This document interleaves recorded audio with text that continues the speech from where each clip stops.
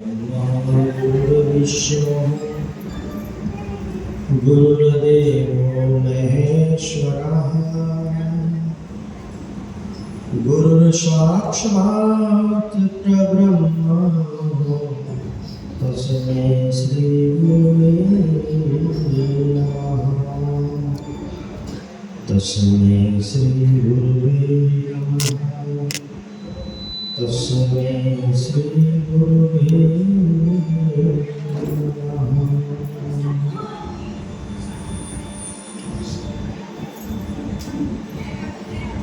व्यास गुरु पूर्णिमा निमित्त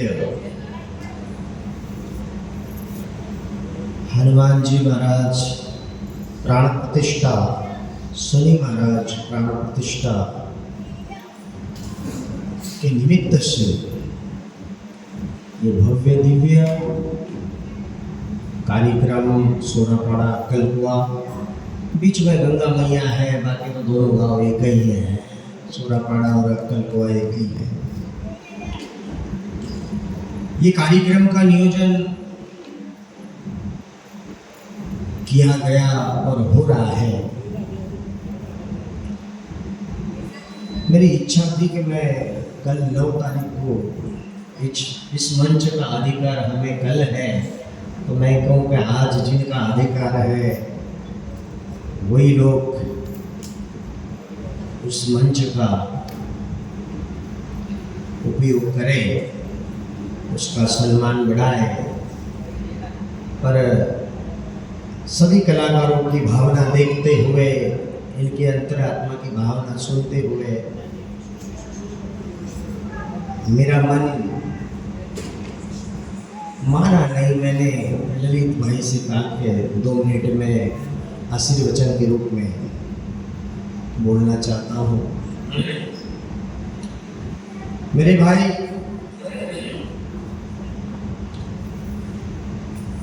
जो आज 8 तारीख का आदिवासी हास्य कॉमेडी कलाकार हमारे नमो दादा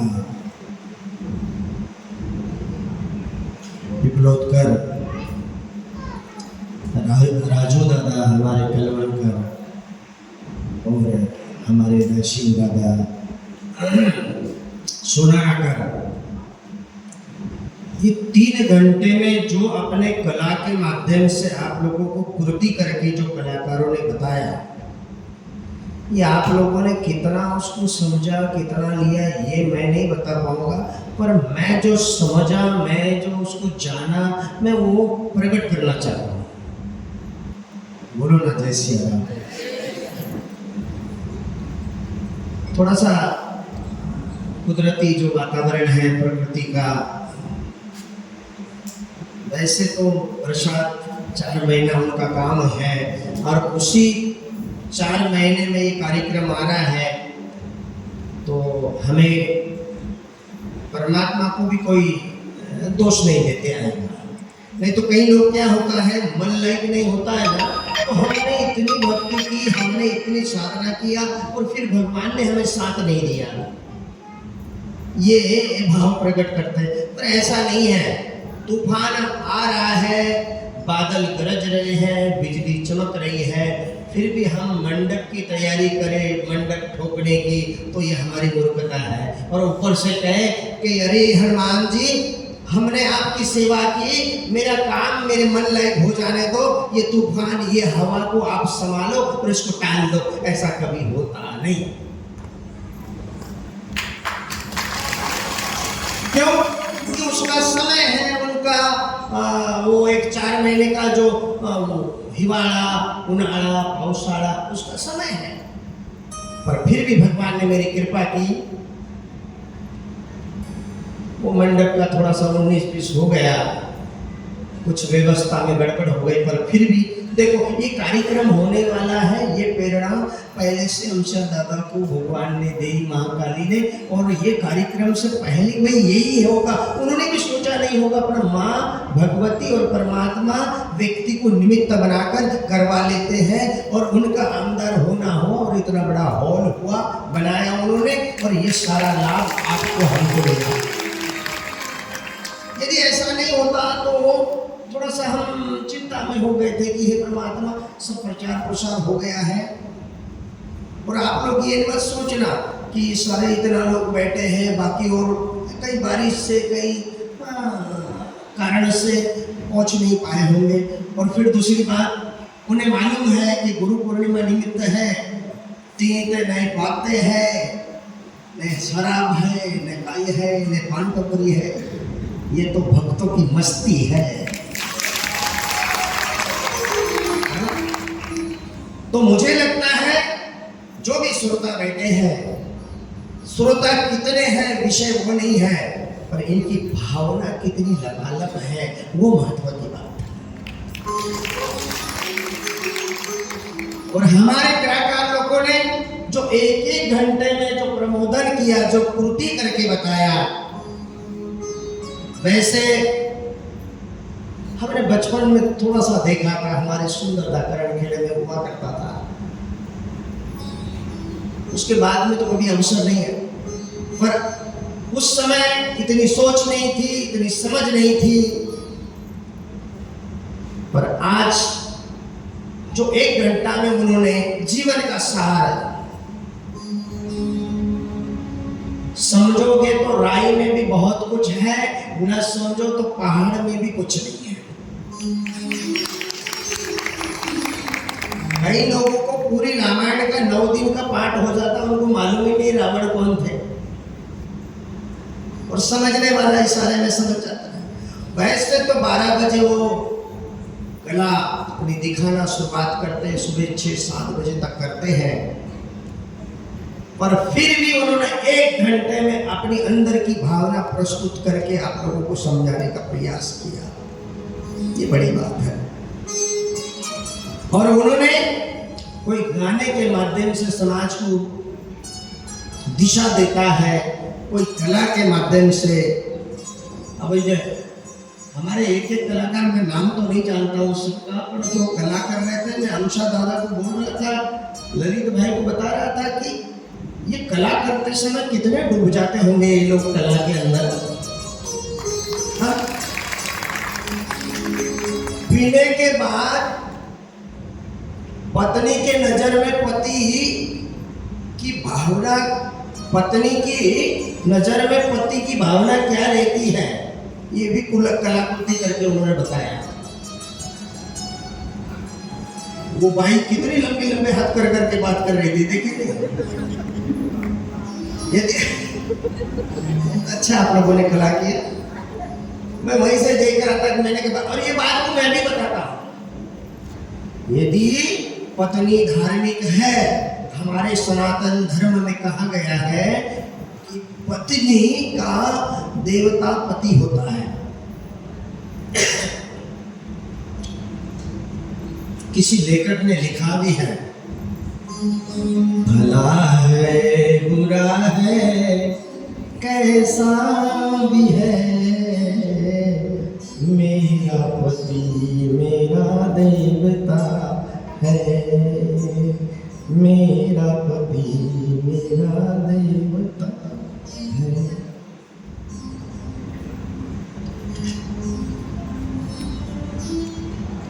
नारी का सबसे बड़ा परमात्मा, सबसे बड़ा देवत, सबसे बड़ा भगवान कौन है? पति। हाँ, पर नारी यदि पति को देवता मानती है और पति ऐसा पी के लकड़ के आवे, तो फिर श्री राम जय राम।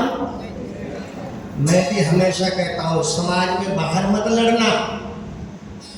तुम उनको देवता मान रही हो, मेहनत कर रही हो, परिवार को संभाल रही हो, पूरी जवाबदारी संभाल रही हो, समाज सगा संबंधी को संभाल रही हो, यहाँ तक नहीं कि उनके वंश को बढ़ा रही हो।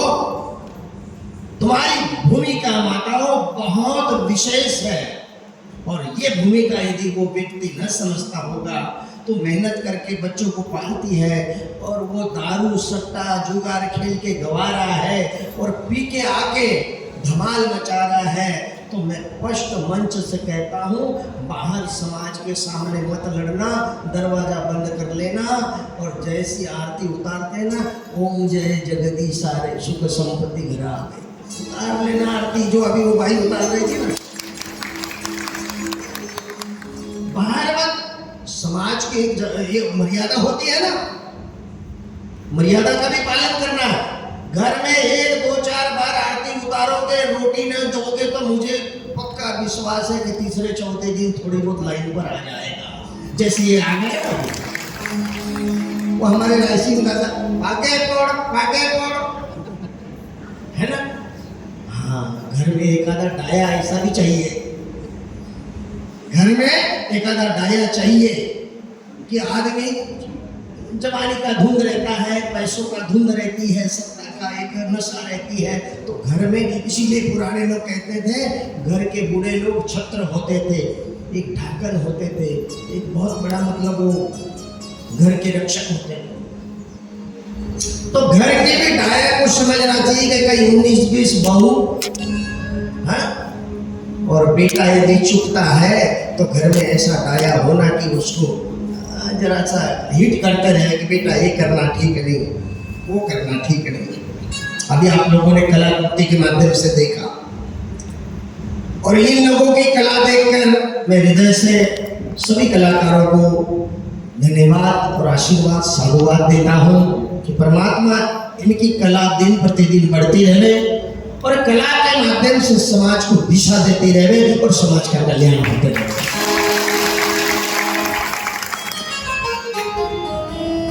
अभी तो एक बरसात का समय है, पर ये ठंडी के समय में जो एक आदिवासी समाज का जो जिसको बोलते दिवाली,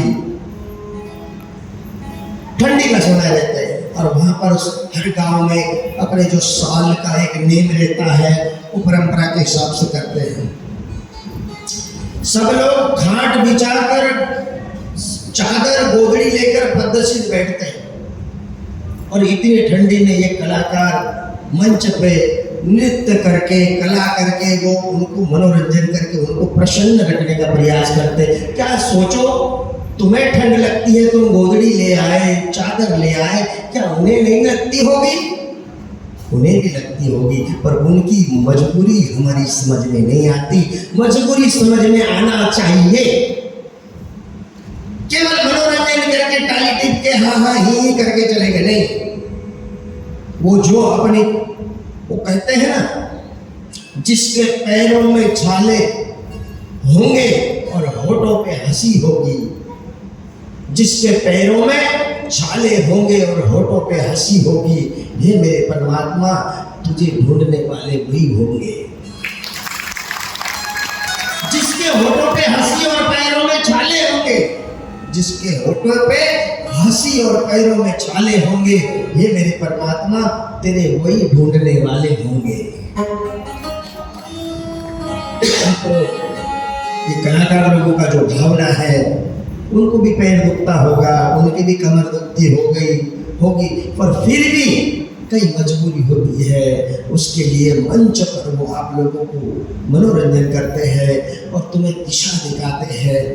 पर हम सोंगाड़िया और नाटक वाले ऐसा करके रोटाला वाला करके छोड़ देते, ये लो तुम्हारा क्या है कैसा है, और हम हमारे काम में लग जाते। नहीं, उनकी कला जो वो कला के माध्यम से समाज को दिशा बता रहे हैं, समाज को दिशा बताने में उनका भी कहीं न कहीं जीवन का योगदान है।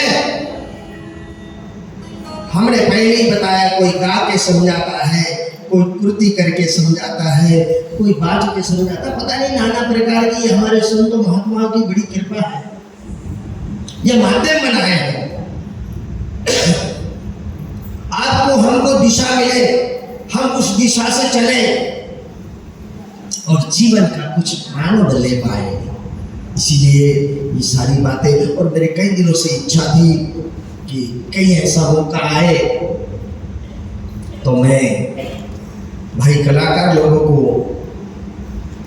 बुलाकर उनकी कला का मैं भी समझने का प्रयास करूं, वो कला का आनंद मुझे भी मिले क्या है वास्तव में। तो बताना बहुत कुछ है, समय का अभाव रहता है, पर मैं फिर से एक बार हृदय से कहूँ, मेरे परमात्मा सभी कलाकारों के जीवन में आनंद और खुशियाँ लाए और उनकी कला को चार चांद लगे।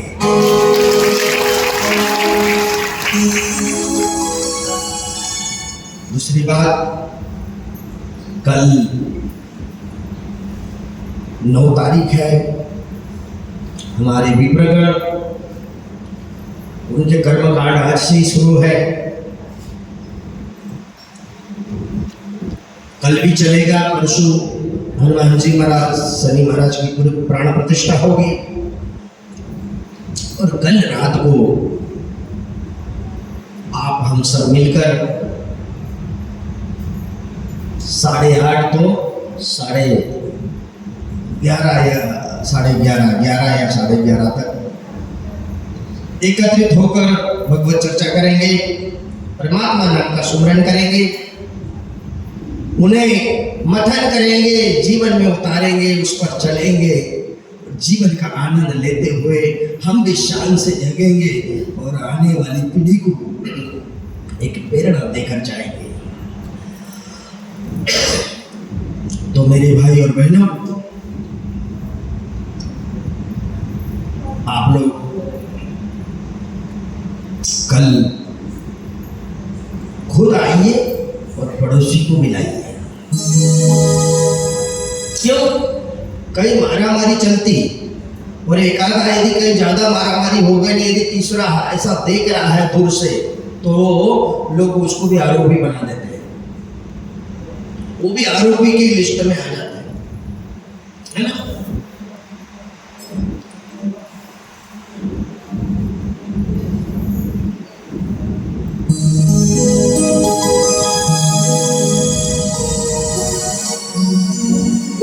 देख रहा है फिर भी आरोपी बन जाता है। तो आप खुद भगवत चर्चा में आओगे और दूसरे को बुलाओगे तो तुम क्या पुण्य के भागी नहीं बनोगे? अवश्य बनोगे, पर करना पड़ेगा। बोलावी तसे चालावी त्याची बंदावी पावले। तो कल और परसों 2 दिन का अवसर आपको हमको सबको है, फिर पता नहीं आगली गुरु पूर्णिमा का अवसर मेरे परमात्मा किसको देते हैं किसको नहीं देते हैं, उसके हाथ में, क्योंकि उसका तय हम नहीं कर पाएंगे, हम निश्चय नहीं कर पाएंगे, ये तो उसके हाथ में है। कहीं कला हमारे हाथ में है, कई कर्म हमारे हाथ में है, और कई कला मेरे ईश्वर के हाथ में है। हम जो चाहते हैं वो ईश्वर कभी करते नहीं, हाँ, वो जो चाहते हैं वो तत्काल होता है।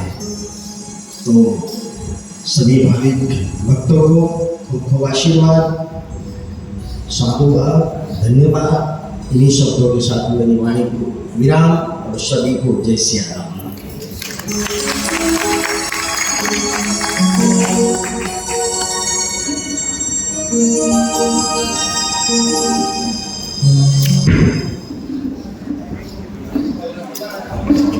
जय सिया राम। बापू जी ने आशीर्वचन तो दिया है। बापू जी अब शयन कक्ष की ओर प्रस्थान करेंगे, परंतु तीनों पार्टी की तरफ से एक रोडाली यहाँ पर होगी। बापू जी का तो समय हुआ है तो वो उन पर है, बैठे तो खुशी होगी सबको, नहीं तो तीनों पार्टी एक रोडाली यहाँ पर खुद होकर उन्होंने बोला है, तो तीनों पार्टी के द्वारा एक आदिवासी रोडाली संगीत और नृत्य का यहाँ पर प्रस्तुति होगी।